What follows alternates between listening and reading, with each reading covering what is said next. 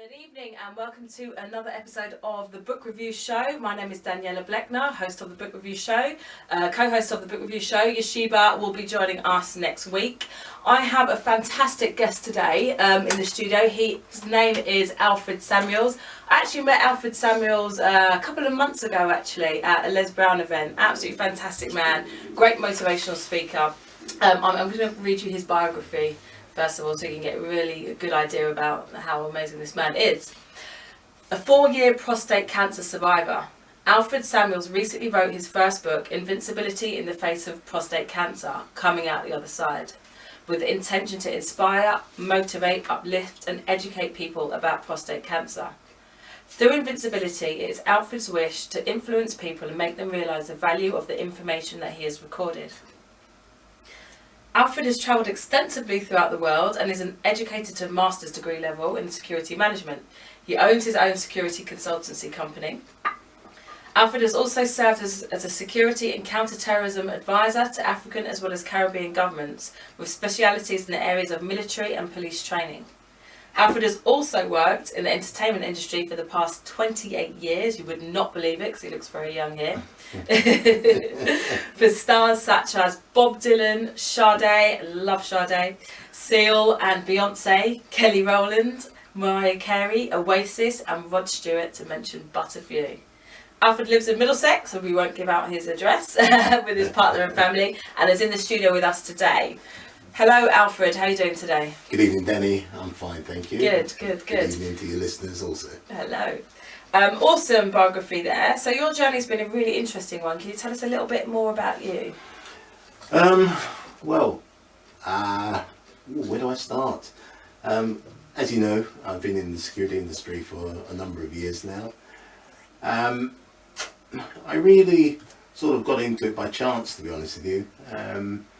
I was sort of studying, in those days it was polytechnics, so I was sort of at North London Polytechnic, needed a second job, so I ended up doing security work in Clubland, and it helped me through to achieve my studies, and from there I turned around and found myself sort of sliding into the world of security. I'm ex-territorial army, so from there I had a sort of a link in with other ex-soldiers, and I basically went from there, and here I am today, in a nutshell. As I said, I've travelled extensively throughout the world. I've been to many countries. And not just once, many times. I've seen a lot, I've done a lot, and I'm just trying to impart some of what I've learned and seen to others out there. That's fantastic. We've certainly had a rich experience of a life journey so far. So tell us, Invincibility in the Face of Prostate Cancer, coming out the other end, coming out the other side, what inspired you to write the book? The inspiration really came from what I was going through. I really sort of sat there and made notes initially, and then I realised that the journey I was going through was not a pretty journey. It wasn't a nice journey at all, and I felt that maybe what I should do is to record the events meticulously, and that's what I did, and over a say 3.5 year period I made a lot of notes, which developed into a book. The book as it stands is actually somewhat less timid than it should be. There was I think there was a little worry from the medical world that I would sort of really tear their heads off as such, but hey, you know, we cut it down, and it is where it is. This is my story, and this is how it was. And what I was going to go on to say actually was that what I loved about your book was it was a really honest, raw and sincere account of what you went through in your experience and your journey. And as you say, it was meticulously documented. So one thing that struck me particularly in the book was, I guess, I've never really thought about how a doctor would break the news about, you know, in regards to this could possibly be the end of your life. You have a particular amount of time left. Mm-hmm. There's your information, digest it, off you go. I've never really thought about how that conversation would go, or I've never thought about time limit. So one line that really struck me in the book is this one. Only 10 minutes to break the news. What effect did that have on you? And how did hearing the diagnosis affect you emotionally?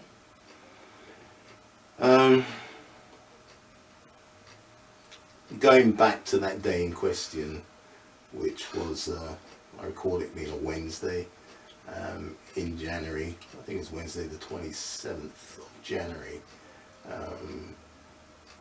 And I recall sitting outside in the surgery waiting for my turn.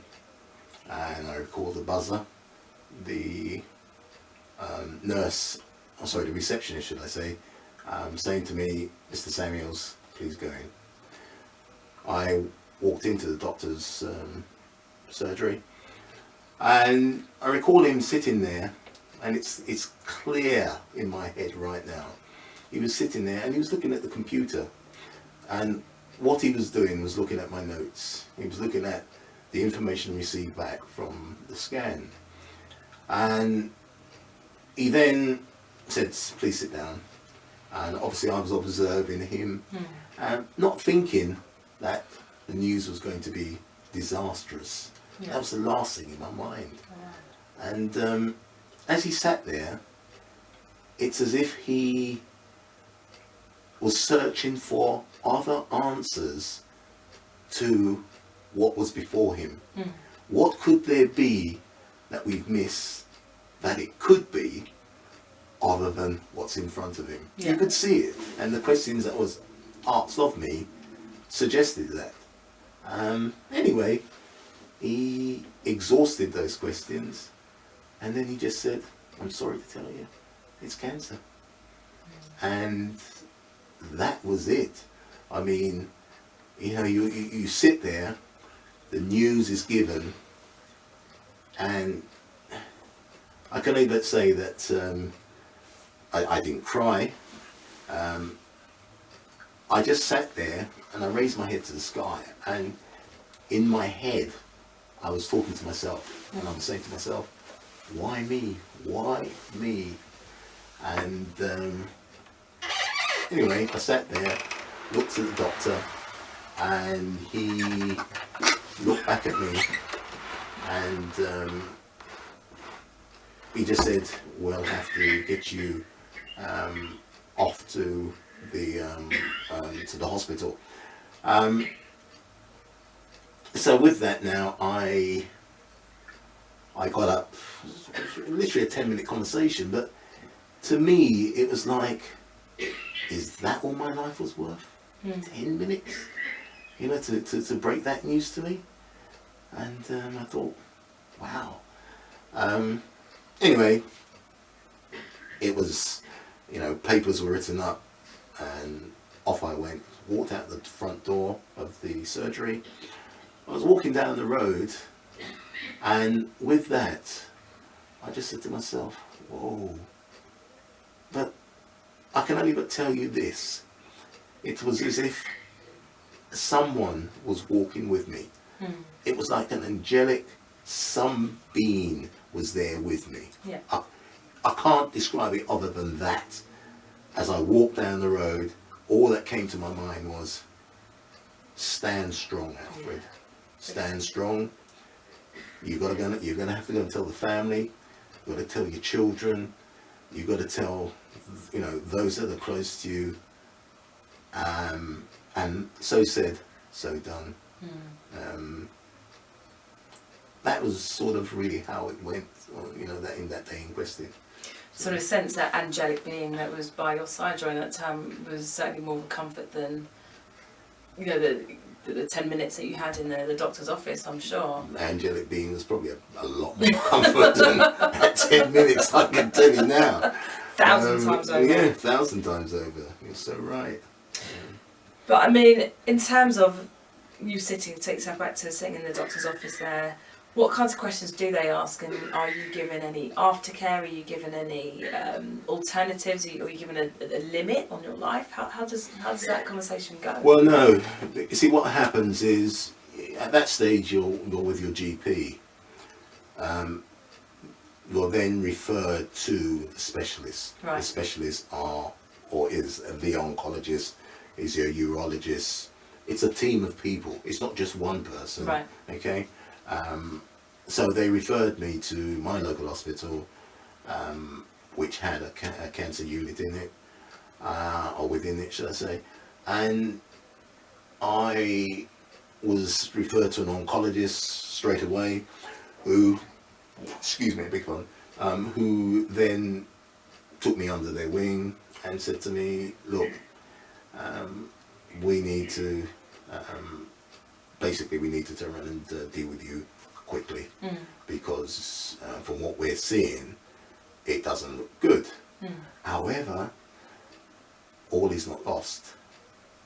And at that moment, my ears kind of pricked up, and I thought, whoa, let me listen to more. Because at that time now, I was well aware of the diagnosis. Yeah. And the diagnosis was advanced metastatic prostate cancer. Wow. And that's probably the worst that it can be. So I went in. The oncologists then started to talk to me about the way forward, and all is not lost. And immediately I was referred to, at the time, the STAMPEDE trials. And basically the STAMPEDE trials is a set of different, there are different arms to the program, and I think it was Arm G. Arm G was abiraterone and Prostap injection. So basically it meant 4 tablets a day, and then every month at the time it was then an injection, a Prostap injection, which was an hormone injection. And with that was the start of my comeback. Yeah. My PSA at the time was registering 507 nanograms per milliliters. For somebody of my age, which at the time would have been 54, my PSA should have been hovering around 3. Could you just explain to listeners what you mean by PSA? Right. PSA is basically what they measure the testosterone that's within your body, right? And basically it's a blood test that they do. They withdraw blood from you, and from that they can detect what your level is at. And as I was saying, for most men it should be anywhere between 2 to, let's say, 4. Anything above does not necessarily mean you've got prostate cancer, but it just means it's elevated. You need to get it looked at. Yeah. It could be anything, it could be an enlarged prostate, but the point is you need to get it looked at. So you can imagine mine was, as I said, 507. They do believe that it actually went up to 850 before it came down. Wow. So this did not happen overnight. This was probably an 8-month period of which I went through the treatment before it came down, and it got down to less than 0.1, and that was 8 months after I was diagnosed. So it seems, from what you're saying, that the actual treatment that you received did work. However, as I say in your account, you're very raw, frank and honest about your experience, at the doctors and throughout the diagnosis. So my question is, do you think enough is done to care for cancer patients' well-being? So physically, yes, because obviously the treatment worked for you, but do you think more can be done in terms of offering more emotional support? I mean, you talk about waiting for 2.5 hours in the waiting room at one point. How do they make up for that, first of all? And as I said, do you think enough is done for cancer patients' emotional well-being? Right. Well, firstly, to sort of set the record straight, the 2.5 hour period was actually at A&E, and basically that was when I was going through the first set of pains. Yeah. That before they actually did the biopsy or anything. Okay. So basically that was an A&E thing, and basically A&E was probably very busy that day. Yeah. Okay. But little did I know what was really going on in my body, and little did the doctor know. All the doctor could think was that it could be sciatica or slip disc, something like that, and it was just, here's some tablets, off you go. We suggest that you ask your doctor for an MRI because we can't authorise it, and that was it. Obviously, weeks later, it all came on. Sorry, actually, it wasn't weeks later. It was a couple of months later, because that was back in October 2011. So it wasn't until January 2012 before the actual diagnosis came through. So there was still a lull in me receiving the necessary treatment. But yes, there's a lot more that can be done for people who have just been diagnosed. Psychologically, there is so much more that can be done. You can't tell me that a doctor is just offering you 10 minutes of his time. Okay, fine, he's got surgery to run. Yeah. But you've now got to break the worst kind of news to someone, and you're just affording them 10 minutes. I mean, come on, and your next statement follows that. If you need to see me again, just book an appointment and come in and see me. I mean, come on. Yeah. I mean, that's the last thing that's going to be on my mind. That's the last thing. I don't want to be in that place. Anyway, whatever. It's almost like there needs to be, from that diagnosis there, from the GP, someone then, it's like immediately afterwards you speak to somebody who can actually deal with your emotions, and I think that would be a really valuable and really important aspect to our NHS system. Most and definitely, doctors. I totally agree. Yeah. Totally agree. How do you break that news? How do you first of all digest it, and how do you deal with that psychologically, yet alone find the words to tell your loved ones? So can you tell us a bit about that? It must have been terrible having to tell them. How did you cope? That was a different ball game altogether. I mean, again, I just stood strong. I had to tell my children. I had to tell my siblings, and I knew I had to be strong in what I had to say. And that's what I did. I simply, I couldn't get everybody together because my children, most of them are grown up and live in different places, and so it really was a case of who I could get to sit down and talk face to face. I did.